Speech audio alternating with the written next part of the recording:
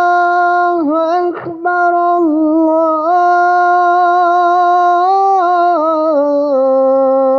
الله أكبر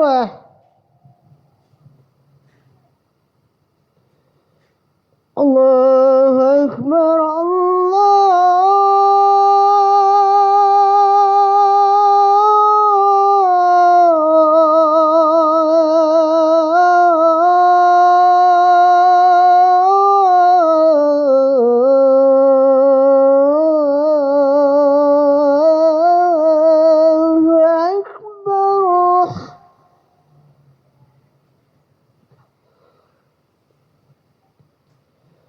أشهد أن لا إله إلا الله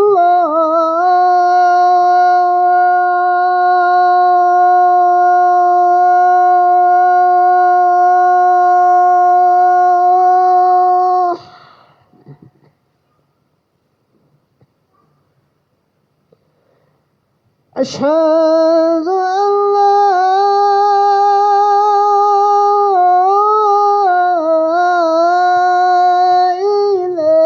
إله إلا الله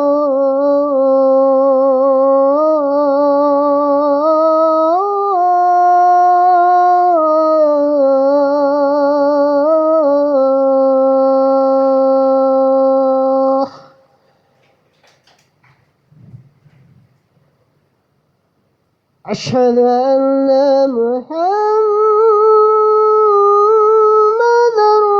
رسول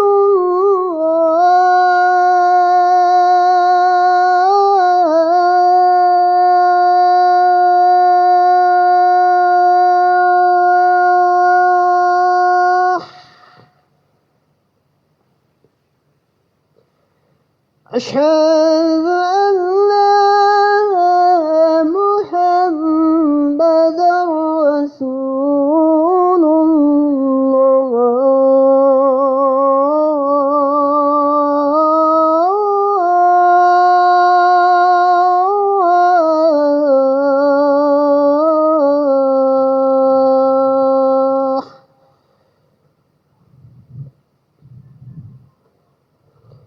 حي على الصلاة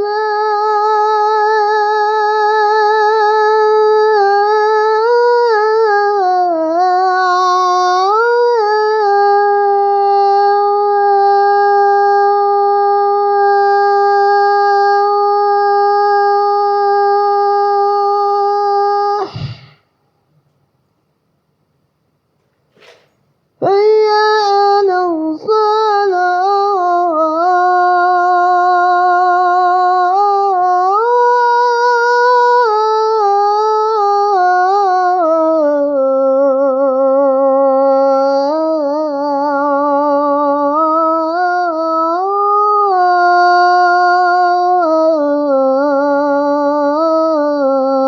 الصلاة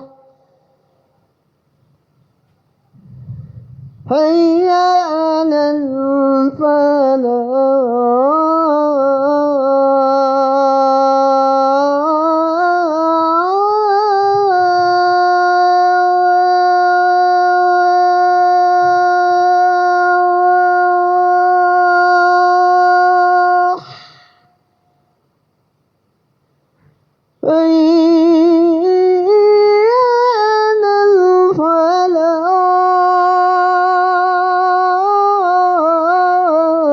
الفلاح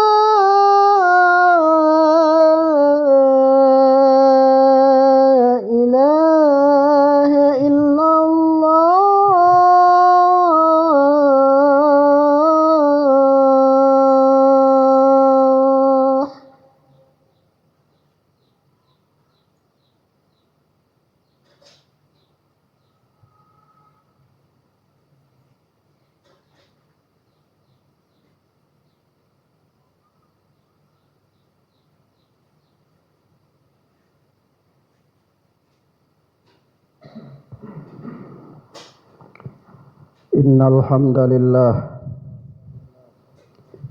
nahmaduhu wa nasta'inuhu wa nastaghfiruh wa na'udzu billahi min sururi anfusina wa min sayyiati a'malina. Man yahdihillahu fala mudhillalah wa man yudlil fala hadiyalah. Ashhadu an la ilaha illallah wahdahu la syarika lah wa ashhadu anna Muhammadan abduhu wa rasuluh. Qala Allahu rabbuna jalla jalaluh ya ayyuhalladzina amanu taqullaha haqqa tuqatih wa la tamutunna illa wa antum muslimun.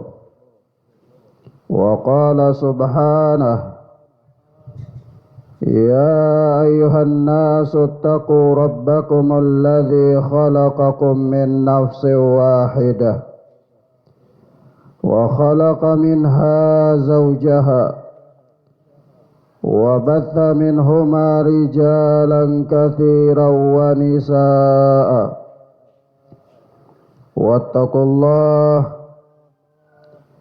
wattaqullaha alladzi tasaaluna bihi wal arham innallaha kana 'alaikum raqiba. Wa qala jalla wa ala fi ayatil ukhra ya ayyuhalladzina amanu taqullaha wa qulu qawlan sadida yuslih lakum a'malakum wa yaghfir lakum dhunubakum wa may yuti'illaha wa rasulahu faqad faza fawzan 'azima. Amma ba'd, fa inna asdaqal hadithi kitabullah wa khairal hadi hadi Muhammad sallallahu alaihi wa ala alihi wasallam wa syarral umuri muhdatsatuha wa kullu muhdatsatin bid'ah wa kullu bid'atin dhalalah wa kullu dhalalatin finnar. Ayyuhal muslimuna ibadallah, jamaah salat Jumat hamba-hamba Allah, a'azzani Allah wa iyyakum. Sungguh kenikmatan yang tiada hentinya Allah berikan kepada kita, nikmat dan rahmatnya yang terus menerus Allah subhanahu wa ta'ala curahkan kepada kita, sampai Allah tabaraka wa ta'ala memberikan kita nikmat iman dan kehidupan. Pada hari ini, hari Jumat, hari yang mubarakah ini, kita masih sempat melihat matahari terbit. Karena memang tiada seorang pun di antara kita yang dapat memberikan jaminan akan kehidupannya.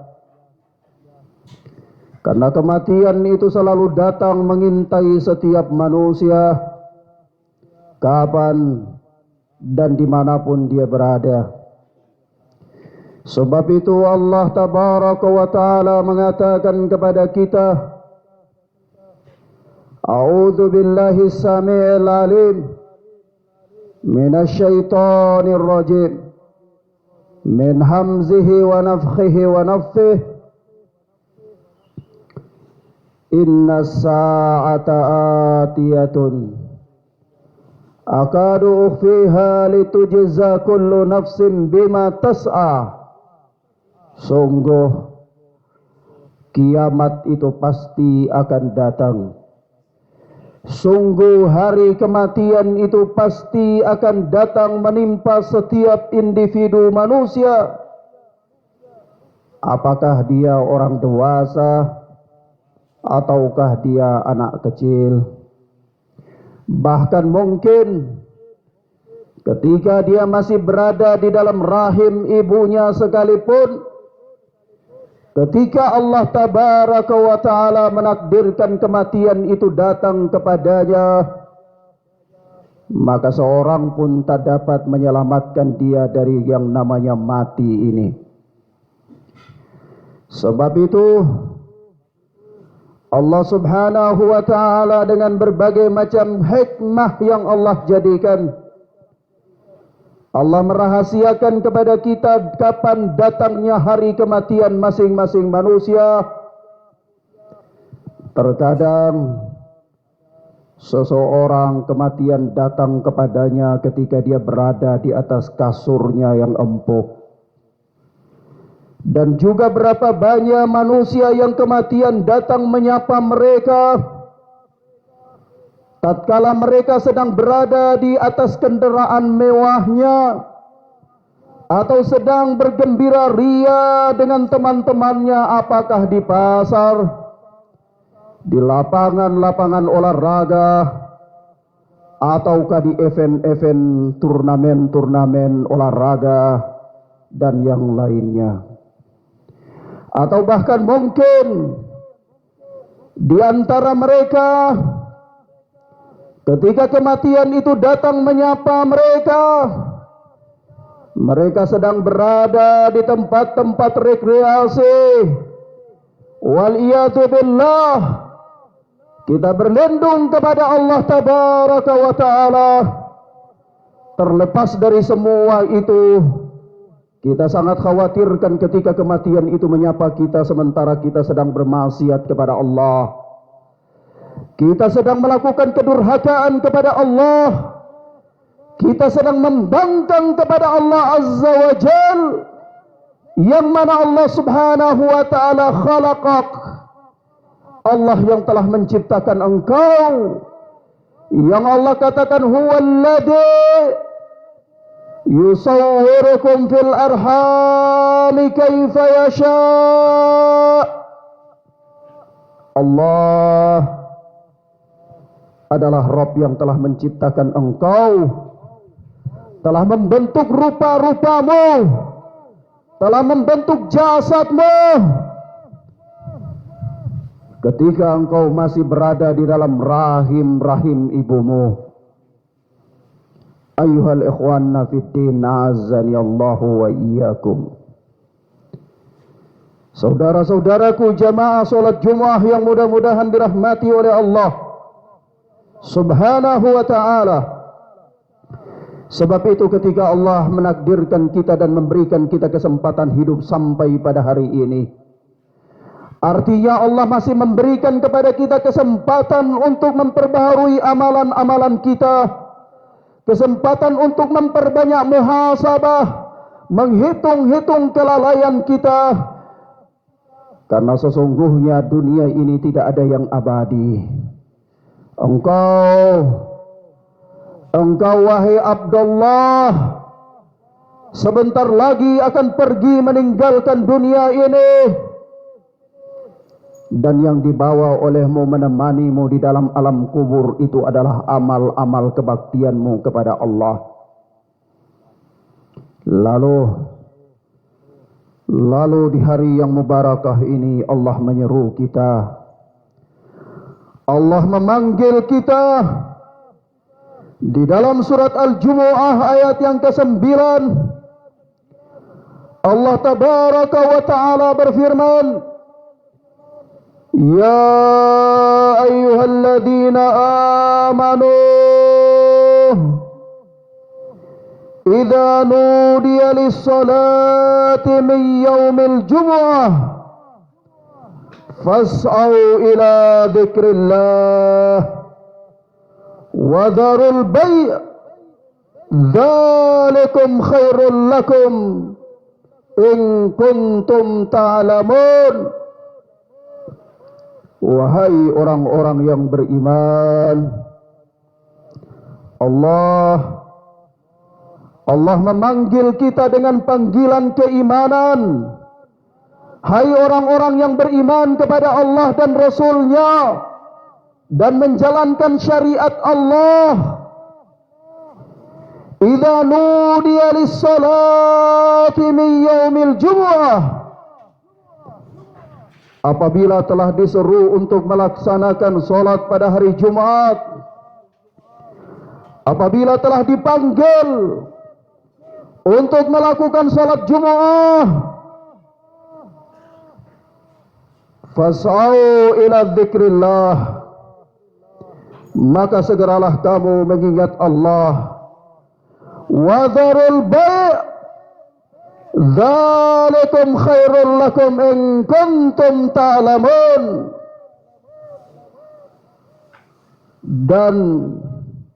Dan tinggalkanlah olehmu jual beli, tinggalkanlah olehmu aktivitas keduniaan. Yang demikian itu adalah lebih baik bagimu in kuntum ta'lamun, jika engkau mengetahui, kata Allah. Ayyuhal muslimuna ibadallah, di dalam ayat yang mulia ini Allah subhanahu wa ta'ala memerintahkan kita untuk menghadiri solat Jumu'ah, dan Allah subhanahu wa ta'ala memerintahkan kita untuk meninggalkan aktivitas keduniaan ketika solat Jum'ah itu telah diseru.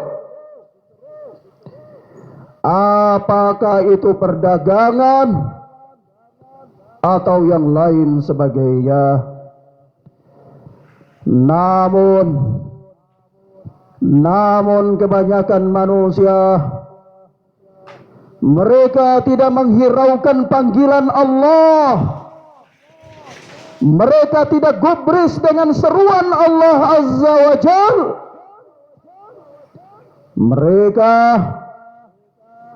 Mereka di dalam aktivitas keduniaannya tekun.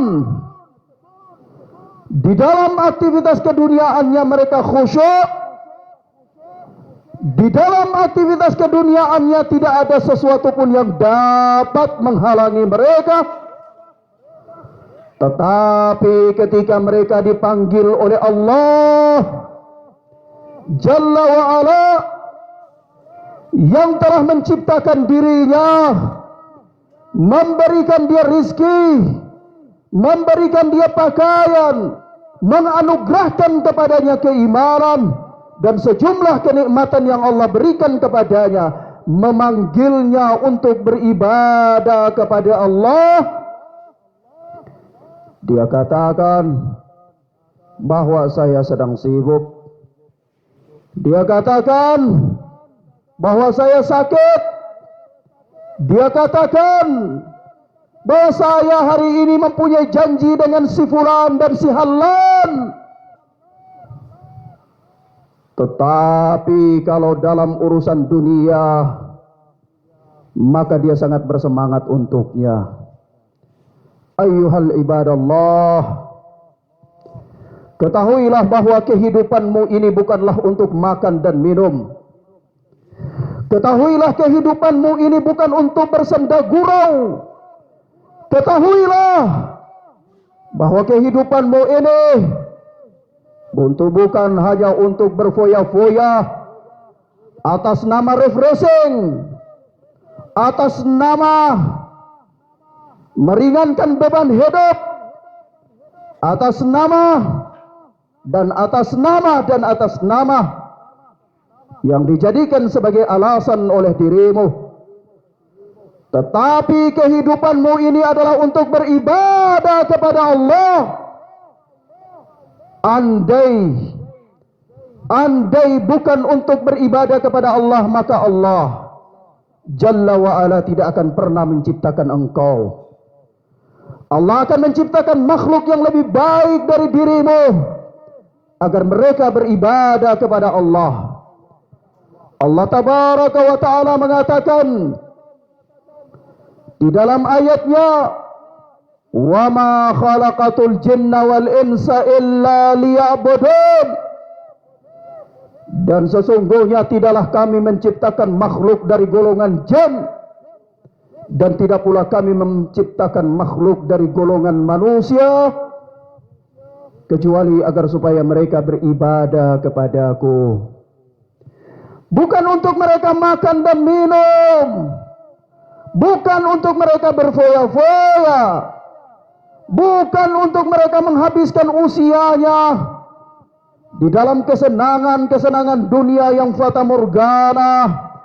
Ketahuilah ayyuhal ibadallah, bahwa tubuhmu yang besar itu sebentar lagi akan menjadi makanan-makanan cacing tanah. Ketahuilah bahwa fisikmu yang sehat itu sebentar lagi akan bersahabat dengan ulat-ulat di dalam kubur. Ketahuilah bahwa fisiknya yang telah engkau habiskan sejumlah anggaran untuk merawatnya itu, sebentar lagi dia akan berteman dengan cacing dan ulat tanah di dalam alam kubur. Tulang belulangmu akan hancur lebur. Jasadmu yang kokoh itu tidak ada nilainya. Bangkaimu itu tidak ada harganya di hadapan manusia. Engkau yang mungkin dulu dielu-elukan oleh orang banyak, engkau yang dulu mungkin dibangga-banggakan oleh manusia, engkau, wahai hamba Allah, yang dulu mungkin dimuliakan oleh kebanyakan manusia, tetapi begitu engkau telah terbaring menjadi bangkai, engkau telah terbaring menjadi mayat, tidak ada seorang pun yang mengatakan cinta kepadamu. Tidak ada seorang pun yang pernah mengatakan sangat mengagumimu. Tidak ada seorang pun yang dulu menghargaimu. Tidak ada seorang pun yang dulu begitu menghormati dan taat kepadamu, rela untuk masuk bersama denganmu di dalam kubur. Istrimu yang sangat engkau cintai, istrimu yang siang dan malam dia tiupkan di telingamu kata-kata cinta dan kata-kata sayang, istrimu yang setiap detik dia bisikan di telingamu kata-kata mesra. Ketika engkau masuk di dalam kubur, dia mengatakan selamat tinggal wahai suamiku. Dia tidak akan pernah mengatakan hai suamiku, biarkanlah saya satu malam berlalu dengan engkau di dalam alam kubur ini. Tidak akan pernah bisa. Engkau yang telah menghabiskan energi penuh, engkau yang telah menghabiskan waktumu, engkau wahai ibadallah, yang telah menghabiskan semua umurmu dan sisa kehidupanmu untuk keluargamu, untuk istrimu, untuk kebahagiaan anak-anakmu. Ketika engkau telah menjadi bangkai diletakkan di dalam liang lahat, tidak ada seorang pun yang mengatakan wahai ayah, wahai suamiku, biarkanlah saya menemanimu barang 1 jam saja di dalam alam kubur ini. Hayhat, tidak akan pernah. Ayyuhal ibadallah, engkau akan sendiri melalui hari-harimu di alam kubur. Engkau yang telah menghabiskan waktumu untuk mereka, engkau yang telah menghabiskan usiamu untuk mereka. Tidak ada seorang pun yang rela bersama denganmu menghadapi pertanyaan malaikat. Tidak ada dan tidak akan pernah ada. Ayyuhal ibadallah, engkau hanya dengan amalanmu yang akan menemanimu. Maka janganlah mereka sampai membuat engkau lalai, karena engkau akan menuai hasilnya sendiri di alam kubur sebagai alam pertama ketika engkau akan melalui hari-harimu berikut di alam akhirat, alam yang kekal abadi. Hitunglah dirimu, Hitunglah dirimu ayuhal ibadallah. Lalu Allah subhanahu wa ta'ala hanya memerintahkan engkau untuk sujud beberapa saat kepadanya. Engkau begitu sombong di hadapan Allah. Allah subhanahu wa ta'ala telah memberikan engkau kehidupan, dan engkau tidak pernah membayar kehidupanmu kepada Allah. Engkau tidak pernah membayar nilai udara yang engkau hirup. Engkau tidak pernah membayar nilai penglihatan yang engkau lihat. Engkau tidak pernah membayar nilai lezatnya makanan yang engkau makan. Tetapi Allah memberikan itu semua kepadamu gratis. Allah hanya memintamu untuk sujud kepadanya beberapa saat saja. Tapi engkau ingkar. Engkau begitu sombong di hadapan Allah. Ayyuhal muslimuna ibadallah, kehidupanmu ini tidak lama lagi. Sebentar engkau akan berangkat meninggalkan dunia ini. Engkau akan tinggalkan teman-temanmu. Engkau akan tinggalkan keluargamu. Engkau akan tinggalkan jabatanmu. Yang ada hanyalah cerita tentang dirimu. Maka betapa bahagia seorang hamba Allah yang ketika dia pergi meninggalkan dunia ini dan cerita yang ada tentangnya adalah cerita tentang kebaikan. Tetapi betapa sengsara dan betapa malangnya nasib seorang hamba apabila dia pergi meninggalkan kehidupan dunia ini dan cerita tentangnya adalah cerita keburukan. Camkanlah wahai hamba Allah, hari ini engkau sedang menulis tentang cerita kehidupanmu yang akan diwariskan kepada generasi berikutnya. Mereka akan membacakan sejarah kehidupan engkau. Apakah engkau termasuk orang yang taat kepada Allah, atau cerita-cerita kedukaan yang engkau wariskan kepada mereka? Ayyuhal muslimuna ibadallah.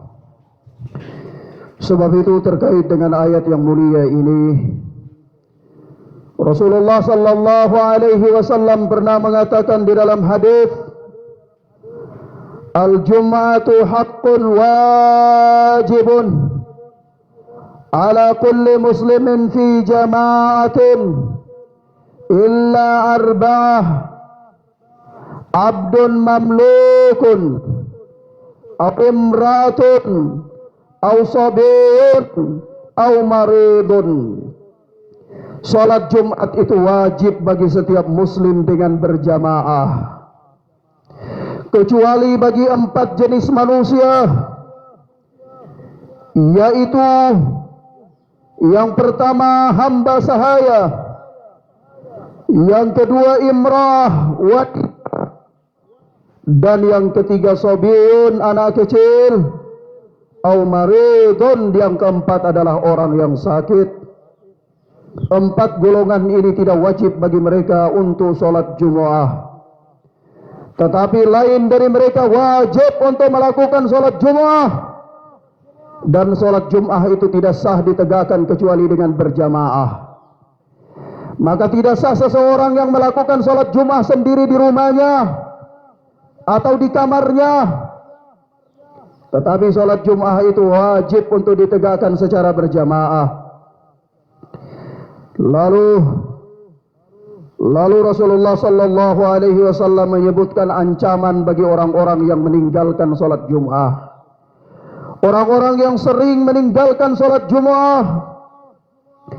Rasulullah mengatakan di dalam hadis yang dikeluarkan oleh Imam Muslim rahimahullah,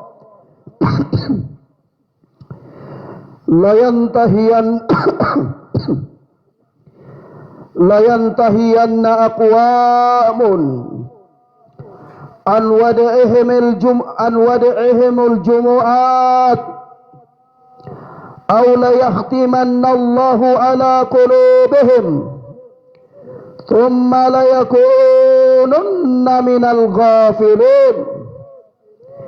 hendaklah orang-orang yang solat meninggalkan solat Jumat berhenti dari perbuatan mereka itu. Kalau tidak, Allah Subhanahu wa taala akan mengunci mati hati mereka.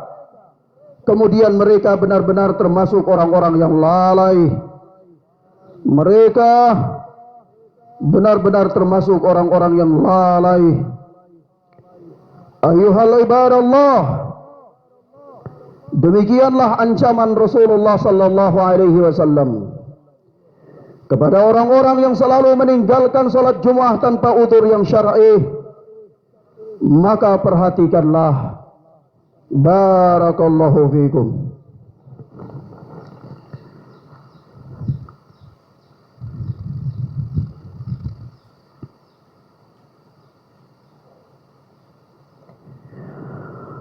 Walhamdulillahi hamdan katsiran thayyiban mubarakan fih, kama yuhibbu rabbuna wa yarda.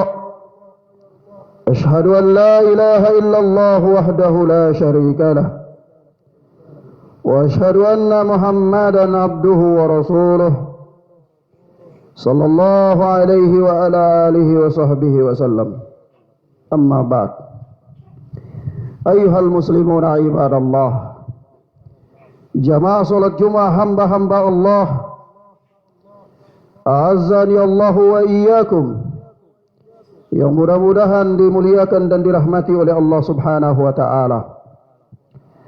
Ketika kita telah memahami dan mengerti bahwasanya salat Jumat itu wajib dan wajib ditegakkan secara berjamaah, maka para ulama pun berselisih pendapat tentang jumlah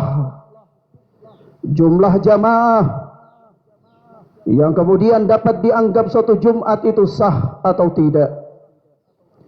Sebahagian ulama, di antaranya Al-Imam Asy-Syafi'i rahimahullah dan yang lainnya, sekelompok fuqaha bermadhab Syafi'i, mereka mengatakan bahawa jumlah jamaah yang dengannya menyebabkan sahihnya suatu salat Jumat yang ditegakkan adalah harus berjumlah 40 orang.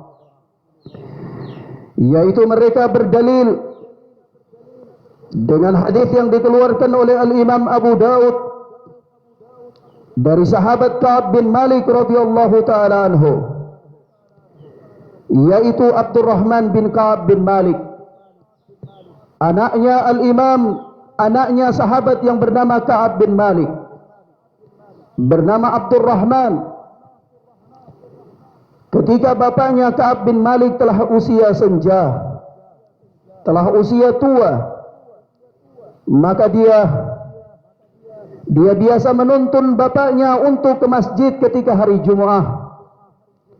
Lalu setiap kali mendengar tentang adzan di salat Jumat, bapaknya selalu mendoakan seorang sahabat yang bernama As'ad bin Zurarah. Maka Abdurrahman ini bertanya kepada bapaknya, "Idza sami'tal nidaa taharramta li As'ad bin Zurarah." Apabila engkau, wahai ayahku, mendengar adzan di salat Jumat, engkau selalu mendoakan As'ad bin Zurarah. Kenapa demikian? Qal, li'annahu awwalu man jamma'a bina fi hazmin nabit min harrati bani bayadah fi naqi' yuqalu lahu naqi'ul khadamat. Maka bapaknya menjawab, karena dia adalah orang yang pertama kali mempelopori solat Jum'ah dengan kami di Hazmin Nabit yang terletak di Bani Bayadah di Baqi, yaitu Naqi'ul Khadamat. Lalu anaknya bertanya, "Kam antum yawma idin?" Ketika solat Jum'ah pertama kali kalian lakukan itu, berapa banyak jamaah kalian? Qala arba'un.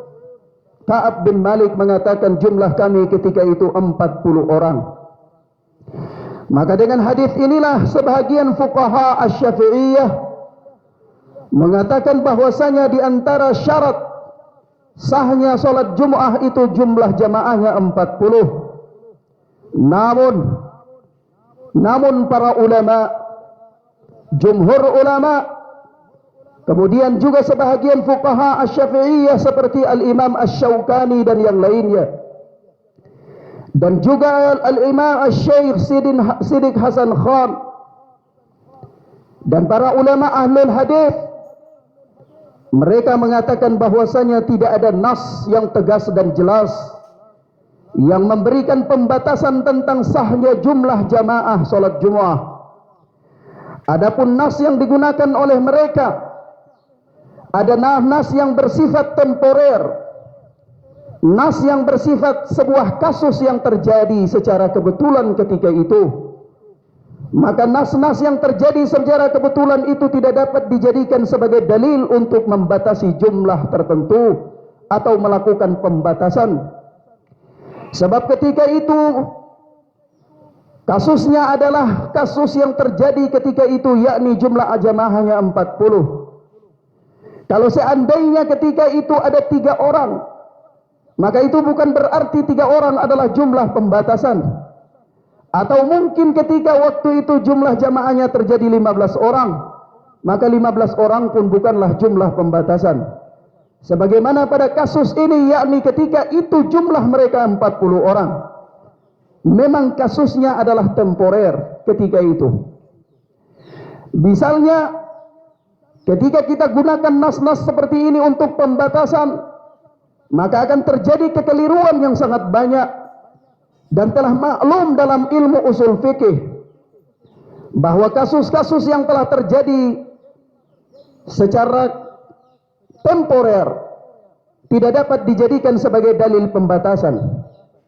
Misalnya saja ketika waktu itu mereka sholat dan anaknya bertanya apakah sedang hujan ataukah panas, lalu dia katakan bahwa kami sholat ketika itu hujan. Maka pertanyaannya, apakah hujan adalah syarat untuk melakukan sholat berjamaah? Tentunya bukan. Maka dari itu nas-nas ini memang tegas, nas-nas ini memang sahih. Nas satu-satunya nas yang dijadikan oleh para fuqaha dalam membatasi jumlah jamaah sholat Jumat adalah hadis Ka'ab bin Malik. Tidak ada hadis yang lainnya. Dan hadis ini sahih, tetapi tidak tegas dalam membatasi jumlah jamaah.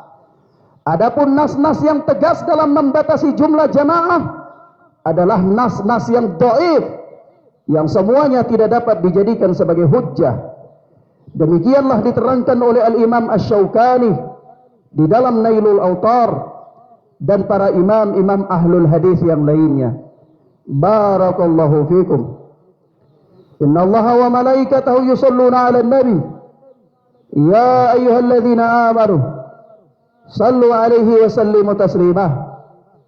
Allahumma salli 'ala Muhammad wa 'ala ali Muhammad kama sallaita 'ala Ibrahim wa 'ala ali Ibrahim innaka Hamidum Majid. Allahumma barik 'ala Muhammad wa 'ala ali Muhammad kama barakta 'ala Ibrahim wa 'ala ali Ibrahim innaka Hamidum Majid. Allahumma ighfir lil mu'minina wal mu'minat wal muslimina wal muslimat al ahya'i minhum wal amwat. Rabbana ighfir lana wa li ikhwanina alladhina sabaquna bil iman wa la taj'al fi qulubina ghillan lil ladzina amanu Rabbana innaka ra'ufur rahim. Allahumma dhalamna anfusana wa in lam taghfir lana lanakunanna minal khasirin. Allahumma ansur Islam wal muslimin. Allahumma ansur Islam wal muslimin. Allahumma aslih ahwal al muslimin fi kulli makan. Allahumma aslih ahwal al muslimin fi kulli makan. Allahumma inna nas'aluka rizqan thayyibah wa ilman nafi'ah وعملا متقبلا. اللهم يسر لنا ولا تعسر علينا. اللهم يسر لنا ولا تعسر علينا. ربنا آتنا في الدنيا حسنة وفي الآخرة حسنة وقنا عذاب النار وقنا عذاب النار وقنا عذاب النار. وصلى الله على نبينا محمد وعلى آله وصحبه وسلم. آخر دعوانا أقيم الصلاة.